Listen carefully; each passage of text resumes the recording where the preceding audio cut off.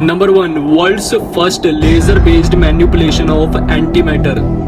इस डिस्कवरी को समझने से पहले आप लोगों को इस बात को समझना होगा, जितनी भी चीजें हमारे आसपास मौजूद है और जिससे भी हम बने हैं उसकी बनावट यानी कि उसका स्ट्रक्चर कुछ इस तरह का होता है। सेंटर में न्यूक्लियस जो कि प्रोटॉन्स और न्यूट्रॉन्स से मिलकर बना होता है और उस न्यूक्लियस के अराउंड घूमते हुए इलेक्ट्रॉन्स। ये एक मैटर का एटॉमिक स्ट्रक्चर होता है। और क्या आप लोगों को पता है कि मैटर की तरह ही एक और तरह का मैटर एग्जिस्ट करता है जिसे एंटी मैटर के नाम से जाना जाता है। और ये जो एंटी मैटर होता है ना, इसका बेसिक स्ट्रक्चर मैटर के जस्ट अपोजिट यानी कि सेंटर में एंटी प्रोटॉन्स और उसके आसपास घूमते हुए पॉजिट्रॉन्स। मैटर के मुकाबले एंटी मैटर को कंट्रोल करना ऑलमोस्ट इम्पॉसिबल होता है और इसीलिए 2005 में अलग अलग यूनिवर्सिटीज के 11 फिजिसिस्ट की एक टीम तैयार की गई जिसे अल्फा कोलैबोरेशन का नाम दिया गया, जो कि CERN यानी कि यूरोपियन न्यूक्लियर रिसर्च ऑर्गेनाइजेशन का एक पार्ट है। और हाल ही में अल्फा कोलैबोरेशन के द्वारा किए गए एक एक्सपेरिमेंट में इन्होंने एंटी मैटर के एक सैंपल को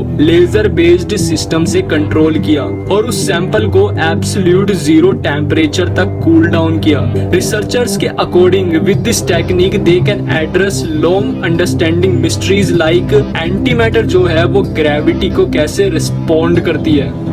number 2, advancement in optical tweezers technology. Optical tweezers technology एक एडवांस टेक्नोलॉजी है जो कि नैनो पार्टिकल्स को कंट्रोल करने के लिए यूज की जाती है। इस टेक्नोलॉजी को 1986 में ऑर्थर अर्स्कीन के द्वारा डिस्कवर किया गया था और ऑप्टिकल ट्वीजर टेक्नोलॉजी की डिस्कवरी के लिए इन्हें 2018 में फिजिक्स में नोबेल प्राइज भी दिया गया था। वैज्ञानिकों के द्वारा ऑप्टिकल ट्वीजर टेक्नोलॉजी को बायोलॉजी, मेडिसिन और मटेरियल साइंस में नैनो पार्टिकल्स को असेंबल करने और उन्हें कंट्रोल करने के लिए यूज किया जाता है। ऑप्टिकल ट्वीजर टेक्नोलॉजीज में नैनो पार्टिकल्स को ऑप्टिकल फोर्स यानी कि लाइट की मदद से कंट्रोल किया जाता है और हाल ही में वैज्ञानिकों ने ऑप्टिकल ट्वीजर्स टेक्नोलॉजी को और भी एडवांस करने के लिए इससे रिलेटेड सबसे बड़ी प्रॉब्लम को सोल्व कर लिया। इस टेक्नोलॉजी से रिलेटेड सबसे बड़ी प्रॉब्लम थी नैनो पार्टिकल्स को कंट्रोल करना। इस टेक्नोलॉजी में नैनो पार्टिकल्स को कंट्रोल करने के लिए ऑप्टिकल फोर्स यानी कि लाइट को यूज किया जाता है, जिस वजह से नैनो पार्टिकल लाइट की एनर्जी को एब्जॉर्ब कर लेता है और बाद में नैनो पार्टिकल के एटम्स के द्वारा इस एब्जॉर्ब्ड एनर्जी के रेडिएशन की वजह से नैनो पार्टिकल में मोमेंटम क्रिएट होता है, जिस वजह से नैनो पार्टिकल्स को कंट्रोल करना और भी ज्यादा मुश्किल हो जाता है। The researcher team developed a unique method to control the refractive properties and luminescence of nano particles by doping nano crystals with rare earth metal ions. इस मेथड की मदद से रिसर्चर्स ने ऑप्टिकल ट्वीजर टेक्नोलॉजी की efficiency को 30 times और increase कर दिया है and this could lead to advance in understanding and treating many different diseases such as diabetes और कैंसर।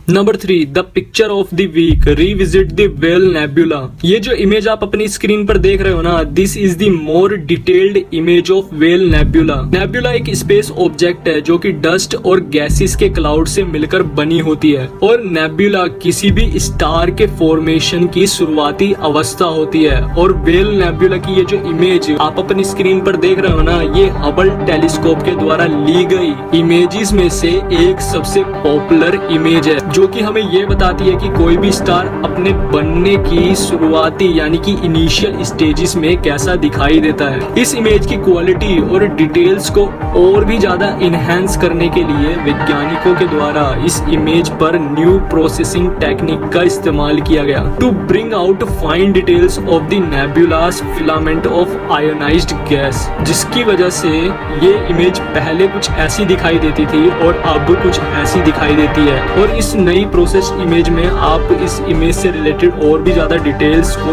देख सकते हो।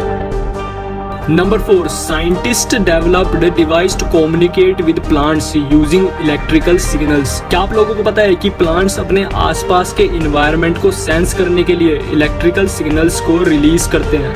और पिछले कई दशकों से वैज्ञानिकों का ये मानना है कि प्लांट्स की इसी प्रॉपर्टी को यूज करके प्लांट्स से कम्युनिकेट किया जा सकता है। और एनटीयू रिसर्च टीम के अनुसार अगर हम प्लांट से आने वाले इलेक्ट्रिकल सिग्नल्स को मेजर कर पाए तो हम प्लांट्स बेस्ड रोबोट बना सकते हैं और साथ ही में प्लांट्स में फूड सिक्योरिटी को भी इंक्रीज कर सकेंगे by detecting the diseases in crop early. NTU research team के द्वारा प्लांट से कम्युनिकेट करने वाले प्रोसेस और डिवाइस को ऑलरेडी डेवलप किया जा चुका है। According to this process plant से कम्युनिकेशन के टाइम पर दो ही चीजों को किया जा सकता है। पहला तो ये कि प्लांट्स को सिग्नल सेंड किया जा सकता है और दूसरा ये कि प्लांट से सिग्नल को रिसीव किया जा सकता है। और इन सिग्नल्स को सेंड और रिसीव करने के लिए आपको प्लांट से कुछ इलेक्ट्रोड्स को अटैच करना होगा और प्लांट से आने वाले इन इलेक्ट्रिकल सिग्नल्स को मॉनिटर करना होगा। इस प्रोसेस को टेस्ट करने के लिए एनटीयू की रिसर्च टीम ने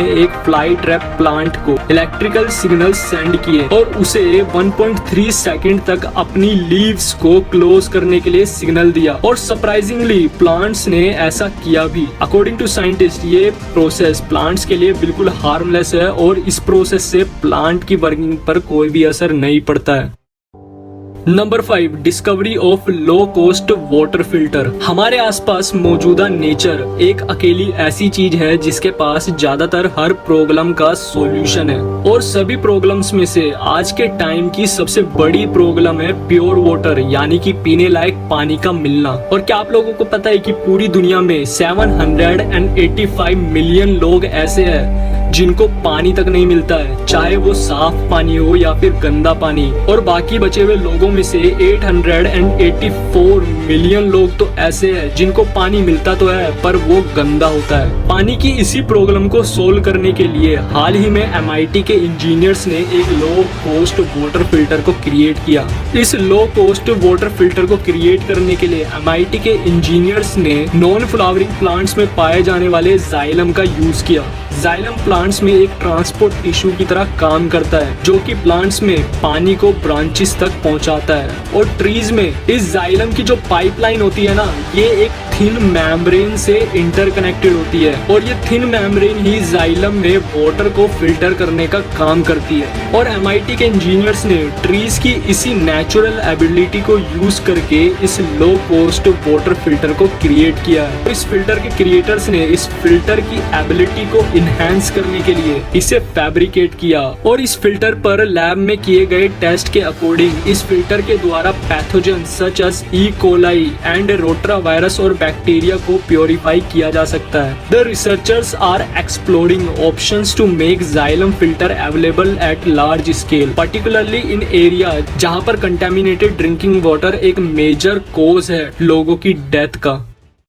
number 6, first time detection of X-rays from the Uranus. Astronomers के द्वारा हाल ही में किए गए डाटा एनालिसिस में पहली बार यूरेनस से आने वाली एक्सरेज को डिटेक्ट किया गया। यूरेनस हमारे सोलर सिस्टम में पाए जाने वाला 7वें नंबर का ऐसा दूसरा जाइंट प्लेनेट है जिसके सरफेस को आइस ने कवर किया हुआ है। और वहीं एस्ट्रोनॉमर्स के द्वारा यूरेनस से आने वाली एक्सरेज को डिटेक्ट करना बहुत बड़ी डिस्कवरीज में से एक है। X-ray high energy electromagnetic radiation होता है और एक आइस जाइंट प्लेनेट के द्वारा एक्स-रेज को प्रोड्यूस करना वाकई में बहुत बड़ी डिस्कवरीज में से एक है। नासा का जो चंद्रा एक्सरे ऑब्जर्वेटरी है, इसके द्वारा 2002 और 2017 में यूरेनस से आने वाले डाटा को कलेक्ट किया गया था और हाल ही में साइंटिस्ट के द्वारा इस डाटा को ऑब्जर्व किया गया जिसमें उन्होंने यूरेनस से आने वाली एक्स-रेज को डिटेक्ट किया। अकॉर्डिंग टू साइंटिस्ट, यूरेनस से आने वाली एक्स-रेज के पॉसिबली 2 सोर्स हो सकते हैं। पहला सोर्स तो ऑराज ऑन यूरेनस और वैज्ञानिकों का ये मानना है कि दूसरा सोर्स हो सकता है रिंग्स ऑफ यूरेनस। वैज्ञानिकों के अनुसार